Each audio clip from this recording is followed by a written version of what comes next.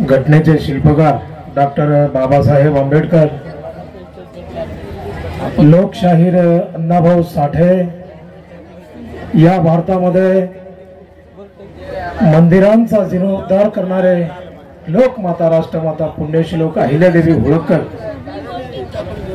आदिवासी समाजाचे आराध्य दैवत बिरसा मुंडाजी, लिंगायत समाजाचे आराध्य दैवत महात्मा बसवेश्वर महाराज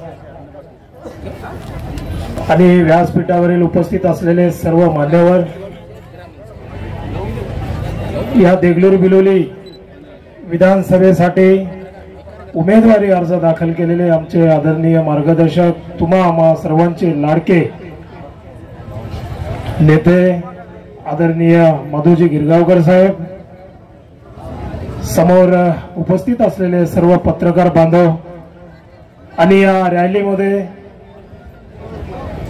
कायदेशीर मार्गाने जे आम्हाला मदत केलेले पोलीस प्रशासनाचं सुद्धा मी मनापासून धन्यवाद करतो।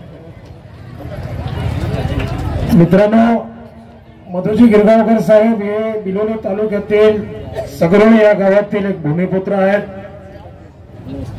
आणि थेट यांचा जन्म सगरोळीमध्ये झाला, परंतु यांचा जे प्रवास आहे हे जे प्रवास छोटा नाहीये, हा प्रवास थेट मंत्रालयापर्यंत गेलेला आहे। मित्रांनो, माजी मंत्री सदाभाऊ खोत यांचे सुद्धा त्यांनी महासचिव होते, माजी मंत्री गुलाबराव पाटील यांच्या जवळ सुद्धा त्यांनी पाणी पुरवठ्याचं काम केलेलं आहे आणि महाराष्ट्रामध्ये प्रत्येक कोकण असेल, विदर्भ असेल, मराठवाडा असेल, पश्चिम महाराष्ट्र असेल, अशा भागामध्ये त्यांनी काम केलेलं आहे। तर मला असं वाटतं की त्यांना अनुभवाची कमी नाही आणि तुम्हालाही माहिती आहे त्यांनी आमदार होण्याच्या अगोदर काय काय केलेलं आहे। 20-25 कोटी रुपयाचा त्यांनी निधी लावलेला आहे देगलूर आणि बिलोलीला विकासासाठी आणि बिलोलीच्या बडूर या गावाच्या माळरानावर त्यांनी MIDC उभं केलेले आहे, म्हणजे की त्यांचं भूमिपूजन झालेलं आहे। एक 5-6 महिन्यामध्ये मला असं वाटतं त्या कामाला सुरुवात होईल। आदरणीय साहेब, 2 दिवसाखाली माजी आमदारांचं भाषण झालं की मी MIDC उभं केलेली आहे म्हणतात, खरे आहे का साहेब? साहेबांच्या हस्ते ते उद्घाटन झालं आम्हाला माहिती आहे। माजी आमदारांनी म्हणतात की मी उभं केलं त्या ठिकाणी, तर हे विचार करायसारखी गोष्ट आहे। त्यांनी जे दोघेही माजी आमदार आदरणीय सुभाषरावजी साबणे असतील, अंतापूरकर साहेब असतील, 10 वर्ष यांनी आमदारासाठी 2014 मध्ये सुभाष साबणे साहेब उपस्थित झाले होते। आता विचार करा, यांनी आमदार राहून सुद्धा काय केलेलं आहे। आता आमदारकीला साहेबांनी अपक्ष उमेदवार भरलेले, परंतु भरण्याच्या अगोदर काय काम केलेलं आहे आपल्यासाठी विचार करा। देगलूर बिलोली मधली जे गरीब माझे जनता आहे, जे युवक असतील, यांनी मला असं वाटतं की गरीब युवकांनी पुणे असेल, आपला मुंबई असेल, हैदराबाद असेल, निजामाबाद असेल, अशा ठिकाणी जाऊन पोट भरून घेतात। तर माझ्या बघण्यापासून या 2 माणसांनी आमदार झाले, युवकासाठी काही काम आणून दिलेले नाही। यांचे आव्हान मोठे मोठे, माय बाप म्हणून लोकांना वेळात काढायचे एक आमदार आणि बापू बापू म्हणणारे एक आमदार लोकांना वेळात काढायचं आणि 5 वर्ष स्वतःचं भलं करून घ्यायचं, यांच्याजवळ मात्र हे। अरे जनता निवडून देते कशाला? जनता जेव्हा निवडून देते आमदाराला तर 5 वर्ष आमदार साहेबांनी जनतेची सेवा केली पाहिजे यासाठी निवडून देते। अरे विधानसभेमध्ये पाठवणं साधी गोष्ट नाही, संविधानिक हक्क आहे।